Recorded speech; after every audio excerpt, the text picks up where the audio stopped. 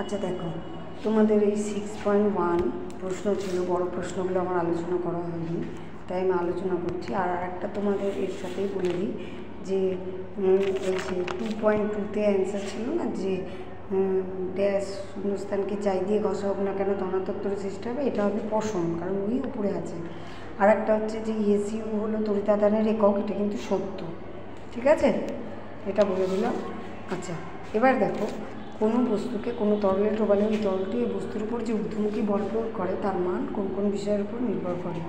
এটাই বলি যে আগে প্লবতা, ঊর্ধ্বমুখী বল মানে প্লবতা, সেটা নির্ভর করে। দেখো এটা পেজ 16তেই আছে, নির্ভর করে ওই বস্তুটি দ্বারা অপসারিত তরলের আয়তন ও তরলটির ঘনত্বের উপর।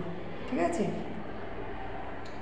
P = H ρg, তো এই জন্যই বস্তুটি দ্বারা অপসারিত তরলের আয়তন ও তরলের ঘনত্বের উপর। এবার দেখো, দুটি একই মাপের প্লাস্টিকের বোতল নিয়ে একটি বোতলকে সাধারণ জল, অন্যটিতে গাঢ় নুন জল দিয়ে ভর্তি করে দুটি বোতলকে আলাদাভাবে স্প্রিং তুলায় ঝোলালে কোনটি বেশি ভারী দেখাবে এবং কেন দেখাবে। আগেই বলি, স্প্রিং তুলায় কিন্তু ওজন মাপা হয়, ওজন মানে কিন্তু mg, W = mg, বুঝতে পেরেছো? তাহলে m যার বেশি হবে তার জি তো মান একই। তাহলে দুটি একই মাপের প্লাস্টিকের বোতল নিয়ে একটি বোতলকে সাধারণ জল, অন্যটিতে গাঢ় নুন জল দিয়ে ভর্তি করে দুটি বোতলকে আলাদাভাবে স্প্রিং তুলায় ঝোলালে নুন জলের প্লাস্টিকের বোতল বেশি ভারী দেখাবে। কারণ নুন জলের ভর বেশি, স্প্রিং তুলার ওজন = mg, দুটি বোতলে জি এর মান সমান, কিন্তু এম এর নুন জলের বেশি। এবার দেখো 6.2, স্থির অবস্থা থেকে বাধাহীনভাবে পতনশীল বস্তুর ক্ষেত্রে গ্যালিলিওর যে কোনো দুটি সূত্র লিখো। এটা বইয়ের পেজ 21-এ আছে। দেখো, একই উচ্চতা ও স্থির অবস্থা থেকে অবাধে পতনশীল সব বস্তুই সমান দ্রুততায় নিচে নামে। 2, সমান সময় বাড়ার সঙ্গে সঙ্গে পতনশীল বস্তুর বেগও বাড়তে থাকে। 3, সময় বাড়ার সঙ্গে সঙ্গে পতনশীল বস্তুর অতিক্রান্ত দূরত্বও বাড়ে। 3, যে কোনো দুটো বলেছে, যে কোনো দুটো লিখলেই হবে, পেজ নাম্বার 21-এ আছে।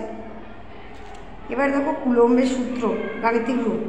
কুলম্বের সূত্রের গাণিতিক রূপটা হলো F = K × Q1 × Q2/r²। এখানে কিন্তু লিখে দিতে হবে Q1 কি, Q2 কি। তাহলে এখানে Q1 এবং Q2 হলো তড়িতায়িত বস্তু দুটির আধানের পরিমাণ, R হলো তড়িতায়িত বস্তু দুটির মধ্যে দূরত্ব, এবং F হলো বস্তু দুটির মধ্যে ক্রিয়াশীল তড়িৎ বল। পেজ 25-এ আছে এটা। সবই কিন্তু বইয়েতেই আছে। এবার দেখো, বলে যে সোডিয়াম ক্লোরাইড ও কর্পূরের নিম্নলিখিত দুটি ধর্মের তুলনা করো। ভৌত অবস্থা, দ্রাব্যতা, এটা পেজ 84-তে আছে, দেখতে পাবে। ভৌত অবস্থা মানে কীরকম আছে, সোডিয়াম ক্লোরাইড শক্ত, কেলাসাকার কঠিন, কর্পূর নরম, কেলাসাকার কঠিন। দ্রাব্যতা, দেখো জলে যথেষ্ট মাত্রায় দ্রাব্য, কিন্তু বেনজিন বা ক্লোরোফর্মের মতো জৈব দ্রাবকে অদ্রাব্য। একটা জলে খুব কম মাত্রায় দ্রাব্য, কিন্তু বেনজিন বা ক্লোরোফর্মের মতো জৈব দ্রাবকে যথেষ্ট দ্রাব্য। এটা সমযোজী ন্যাপথলিন।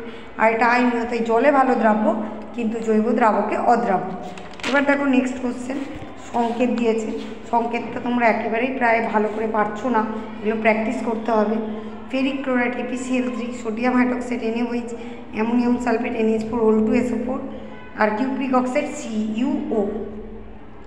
ঠিক আছে।